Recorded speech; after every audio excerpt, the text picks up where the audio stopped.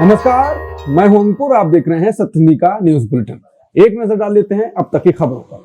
America Israel का Iran पर संयुक्त हमला, तेहरान में धमाके सुने गए। खामेनी के दफ्तर के पास भी हुआ धमाका। रिपोर्ट के अनुसार खामेनी को सुरक्षित स्थान पर भेज दिया गया है। ईरान ने बंद किया पूरा एयर स्पेस। तेहरान में मोबाइल सेवाएं ठप। अमेरिका और इसराइल ने ईरान पर संयुक्त सैन्य हमला किया है। तेहरान के कई इलाकों में जोरदार धमाके सुने और देखे गए। रिपोर्ट के मुताबिक तेहरान की यूनिवर्सिटी स्ट्रीट और जमहूरी इलाके में कई मिसाइलें गिरी हैं। शहर के अलग अलग हिस्सों में धुआं उठता दिखाई दे रहा है। अमेरिका के एक अधिकारी ने बताया कि यह हमला संयुक्त सैन्य कार्रवाई के तहत किया गया। अमेरिका ने पहले ही क्षेत्र में बड़ी संख्या में लड़ाकू विमान और युद्धपोत तैनात कर रखे थे ताकि ईरान पर उसके परमाणु कार्यक्रम को लेकर दबाव बनाया जा सके। एसोसिएटेड प्रेस की रिपोर्ट के अनुसार हमला ईरान के सर्वोच्च नेता आयतुल्ला अली खामेनी के दफ्तर के पास भी हुआ। वह ईरान की तस्नीम न्यूज एजेंसी ने बताया कि तेहरान के उत्तरी सैयद खंदान इलाके में भी धमाके हुए। हमले के बाद इजराइल में सायरन बजाए गए। सेना ने लोगों को इस मिसाइल हमले की आशंका के लिए सतर्क रहने को कहा। इजराइल ने अपना हवाई क्षेत्र नागरिक उड़ानों के लिए बंद कर दिया है। रॉयटर्स की रिपोर्ट के मुताबिक ईरान के सर्वोच्च नेता आयतुल्ला अली खामेनी इस समय तेहरान में मौजूद नहीं है। सूत्रों के अनुसार उन्हें सुरक्षित स्थान पर भेज दिया गया है। पूरे इलाके में हालात बेहद तनावपूर्ण बने हुए हैं और किसी बड़े सैन्य संघर्ष की आशंका बढ़ गई है। इजरायली मीडिया रिपोर्ट के मुताबिक एक हवाई हमले में तेहरान में राष्ट्रपति मुख्यालय को भी निशाना बनाया गया। बताया जा रहा है कि पीएम नेतन्याहू ने ईरान में चलाए गए इस अभियान का नाम द लॉयंस रोर यानी शेर की दहाड़ रखा है। ईरान के नागरिक उड्डयन संगठन के प्रवक्ता माजिद अखावान ने बताया कि पूरे देश का हवाई क्षेत्र अगले आदेश तक बंद कर दिया गया है, यानी अब ईरान के ऊपर से कोई भी विमान उड़ान नहीं भर सकेगा। इसी बीच राजधानी तेहरान के कई इलाकों में मोबाइल फोन सेवाएं ठप हो गई हैं। फिलहाल कॉल करना संभव नहीं है। ये भी आशंका जताई जा रही है कि इंटरनेट सेवाएं भी जल्द प्रभावित हो सकती हैं। मौजूदा हालात में पूरे पश्चिम एशिया में तनाव चरम पर है और स्थिति बेहद संवेदनशील बनी हुई है।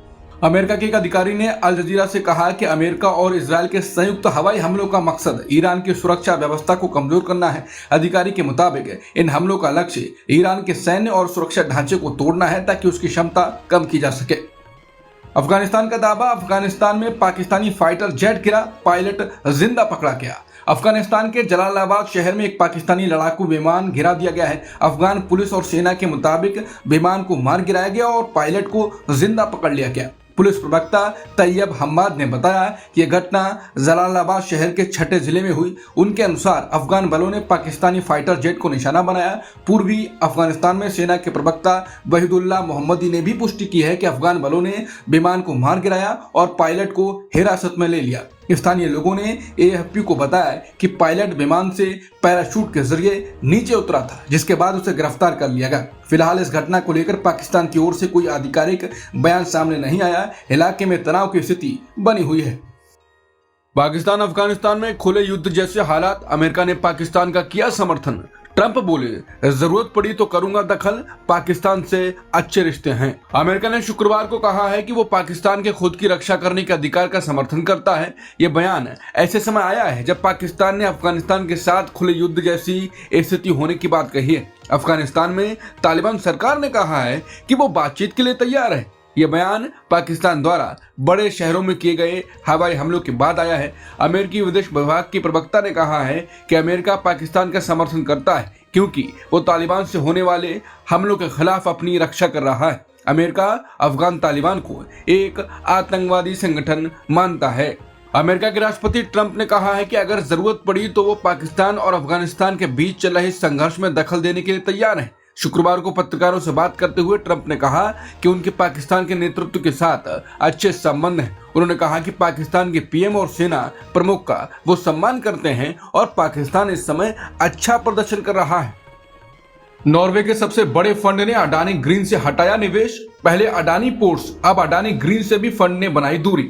नॉर्वे के 1.2 ट्रिलियन डॉलर के सरकारी वेल्थ फंड ने अडानी ग्रीन एनर्जी लिमिटेड से अपना निवेश खत्म करने का फैसला किया। ये दुनिया का सबसे बड़ा सॉवरेन वेल्थ फंड माना जाता है। फंड ने कहा है कि उसने यह कदम गंभीर भ्रष्टाचार या गंभीर वित्तीय अपराध से जुड़े जोखिमों की वजह से उठाया है। हालांकि फंड ने इन आरोपों का विस्तार से खुलासा नहीं किया है। बता दें, नॉर्वे के सेंट्रल बैंक नार्गेस बैंक ने मई 2024 में अडानी पोर्ट्स को भी अपने पोर्टफोलियो से बाहर कर दिया था। अब अडानी ग्रीन को भी निवेश सूची से हटा दिया गया है। बता दें, नॉर्वे फंड पहले भी कई भारतीय कंपनियों में निवेश खत्म कर चुका है। इस खबर के बाद तंज कसे जा रहे हैं कि अडानी पूरी दुनिया में भारत का नाम रोशन कर रहे हैं। महाकाल मंदिर पहुंचे धनखड़, बोले अहंकार से ऊपर उठें। इससे पहले बोले हैं, मैंने कभी ये नहीं कहा कि मैं बीमार हूं। पूर्व उपराष्ट्रपति जगदीप धनखड़ ने चुप्पी तोड़ने के बाद लगातार बोलना शुरू कर दिया है। आज उन्होंने उज्जैन के महाकालेश्वर मंदिर में दर्शन किए और भस्म आरती में शामिल हुए। इस दौरान उन्होंने समाचार एजेंसी से बात करते हुए कहा कि हर किसी को अहंकार, ईर्ष्या, दुर्भावना और प्रतिकार की भावना से ऊपर उठना चाहिए। उनके इस बयान के भी मतलब निकाले जा रहे हैं। इससे पहले गुरुवार को अपने इस्तीफे के कारणों पर बयान देते हुए उन्होंने कहा था कि मैंने जब कहा कि मैं पद त्याग रहा हूं तो मैंने कभी ये नहीं कहा कि मैं बीमार हूं। मैंने कहा मैं स्वास्थ्य को अहमियत दे रहा हूं। बता दें, इस बयान से इसलिए हलचल मची क्योंकि पिछले साल जुलाई में जगदीप धनखड़ ने इस्तीफा दिया था तो सरकार की ओर से कहा गया था कि स्वास्थ्य कारणों की वजह से दिया है। भारत पहुंचे कनाडा के पीएम, व्यापार बढ़ाने पर जोर, इंडिया कनाडा रिश्तों को नई दिशा देने की कोशिश। कनाडा के प्रधानमंत्री मार्क कार्नी शुक्रवार को भारत पहुंचे। वो भारत के साथ रिश्तों को नई शुरुआत देना चाहते हैं और दोनों देशों के बीच व्यापार को दोगुना करने पर जोर देंगे। मार्क कार्नी मुंबई पहुंचे, जहां वो उद्योग जगत के बड़े कारोबारियों को संबोधित करेंगे। इसके बाद वो रविवार को नई दिल्ली जाएंगे। सोमवार को उनकी मुलाकात विदेश मंत्री एस जयशंकर और प्रधानमंत्री मोदी से होगी। इस दौरान दोनों देशों के बीच कई समझौता ज्ञापनों यानी MOU पर हस्ताक्षर होने की संभावना है। Mark Carney India Canada CEO forum को भी संबोधित करेंगे। दौरा खत्म करने के बाद वो कनाडा वापस लौट जाएंगे। बताया जा रहा है कि कनाडा अमेरिका के साथ अपने बिगड़ते रिश्तों के बीच भारत के साथ आर्थिक सहयोग को मजबूत करना चाहता है। एप्स्टीन फाइल्स में हिलेरी क्लिंटन के बाद बिल क्लिंटन की गवाही। बिल क्लिंटन बोले कुछ गलत नहीं किया। अमेरिका के पूर्व राष्ट्रपति बिल क्लिंटन ने कांग्रेस यानी अमेरिकी संसद की एक समिति से कहा कि एप्स्टीन से जुड़े मामले में उन्होंने कुछ नहीं देखा और कुछ भी गलत नहीं किया। न्यूयॉर्क में बंद कमरे में पूरे दिन चली सुनवाई में पूर्व राष्ट्रपति ने फाइनेंसर जेफरी एप्स्टीन से जुड़ी हाल में जारी फाइलों में उनके नाम आने को लेकर सवाल किए गए।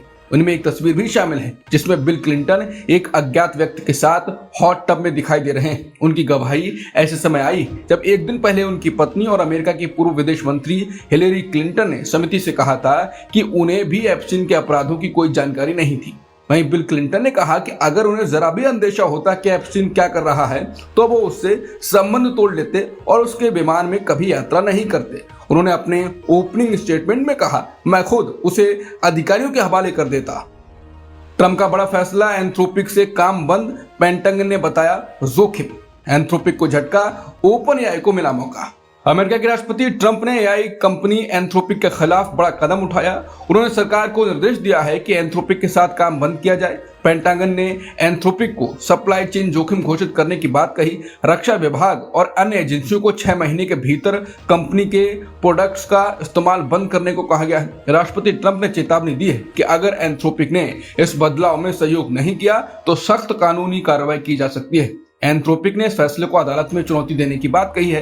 कंपनी का कहना है यह फैसला गलत है और इससे खतरनाक मिसाल बनेगी। इस बीच AI क्षेत्र में एक बड़ा घटनाक्रम और सामने आया है। OpenAI के CEO सैम ऑल्टमैन ने कहा है कि उनकी कंपनी ने अमेरिकी रक्षा विभाग, जिसे ट्रंप प्रशासन ने डिपार्टमेंट ऑफ वॉर नाम दिया है, उसके साथ समझौता किया है। इस समझौते के तहत OpenAI अपने AI मॉडल्स को गोपनीय क्लाउड नेटवर्क पर तैनात करेगा।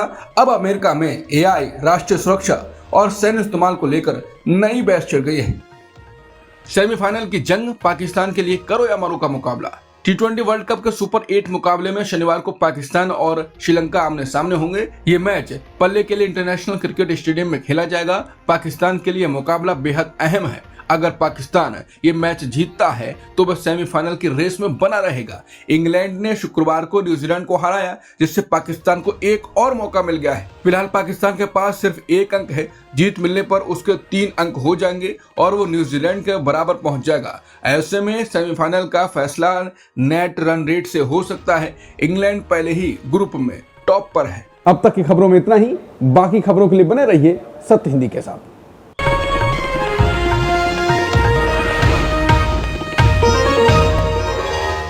Copyright disclaimer under Section 107 of the Copyright Act 1976. Allowance is made for fair use for purposes such as criticism, comment, news reporting, scholarship, and research. Fair use is a use permitted by copyright statute that might otherwise be infringing.